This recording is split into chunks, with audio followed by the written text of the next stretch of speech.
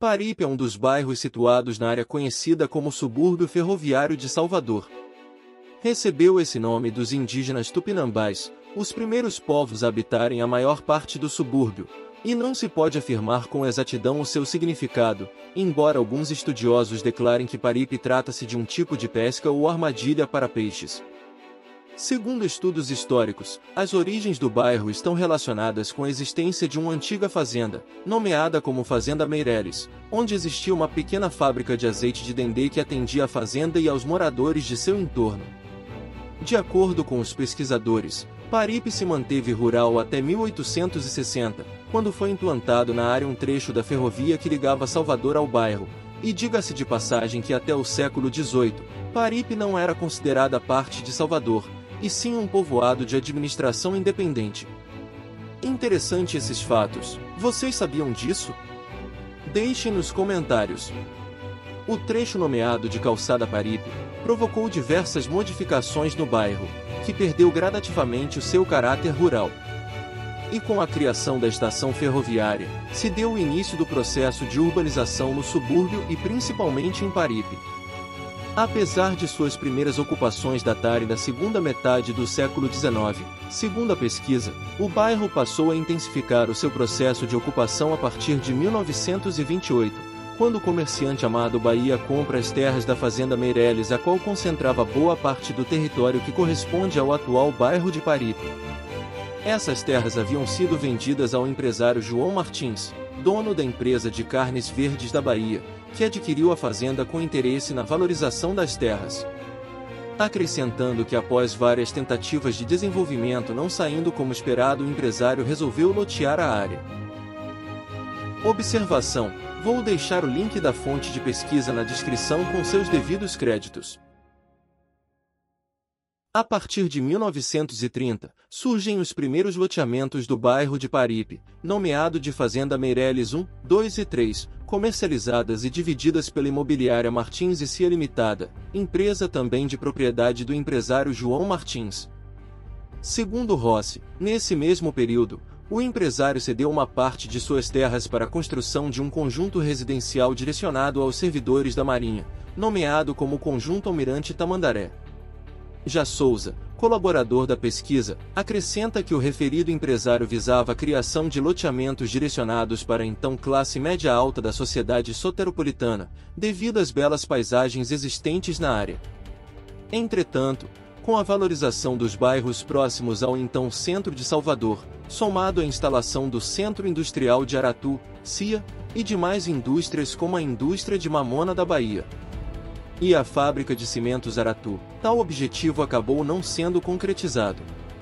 Isso ocorreu porque Paripe possuía um transporte que facilitava a mobilidade, transformando-o em um bairro de atração para pessoas de classes econômicas mais baixas, que não tinham como arcar com os valores de moradias e terrenos comercializados próximos ao então centro da capital, intensificando desse modo o processo de povoamento do bairro, e se distanciando da ideia de transformá-lo em um bairro direcionado para a elite. E foi assim que uma segregação territorial e socioeconômica de menor renda recorriam aos bairros periféricos, que neste período, embora fossem mais acessíveis, eram também destituídos de infraestrutura básica e de serviços.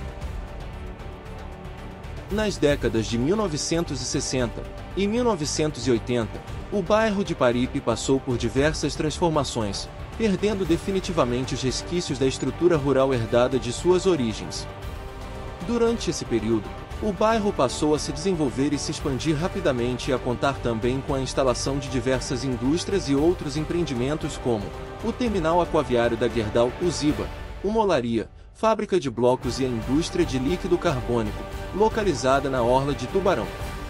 O autor ainda afirma que no final da década de 1970, Paripe se consolidava como um bairro industrial, residencial e de atividades econômicas relevantes.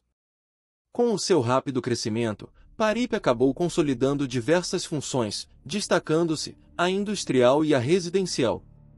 Sendo que a função residencial sempre prevalecia diante das demais, principalmente devido aos baixos preços dos lotes, aluguéis baratos e a presença do trem que partia de 20 em 20 minutos.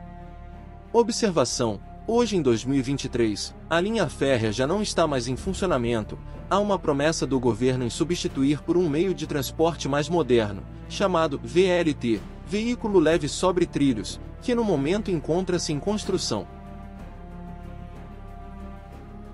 A partir de 1968, o Estado interviu de forma mais direcionada à questão habitacional no bairro, construindo 389 casas destinadas aos trabalhadores da base naval, através da Empresa de Habitação e Urbanização da Bahia, mais conhecida pela sigla Urbis. Com a instalação desse conjunto habitacional, o bairro passou a contar também com melhorias na sua infraestrutura urbana e instalação de novos bens e serviços, tendo o Estado como agente de produção direta desse espaço urbano.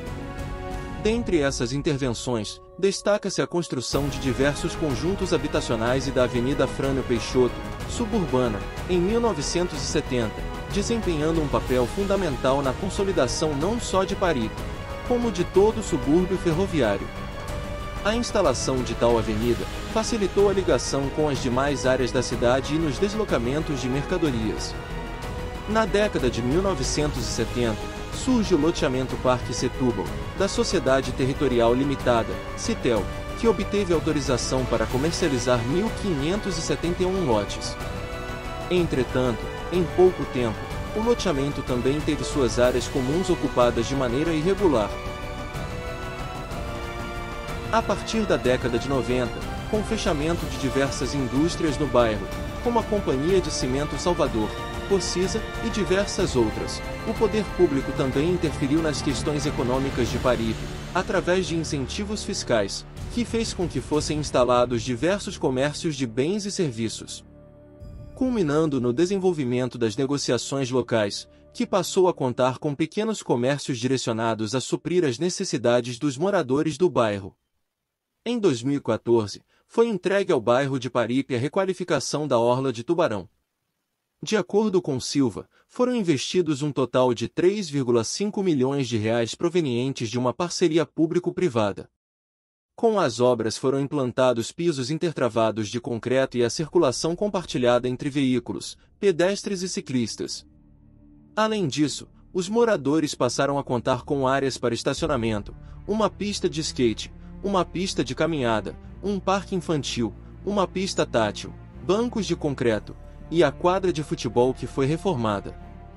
No quesito comercialização de bens e serviços, o bairro é atendido por diversos bares, restaurantes e distintos tipos de estabelecimentos comerciais que suprem as necessidades dos moradores. De acordo com as informações do Mapa da Saúde, Paripe conta com 4 unidades de saúde da família, localizadas nas ruas Santa Filomena, Monte Clara, Juraci Magalhães de Paripe e na Rua Carioca. No fator relacionado ao ensino público, Paripe tem 11 escolas a nível municipal, e outras tantas privadas.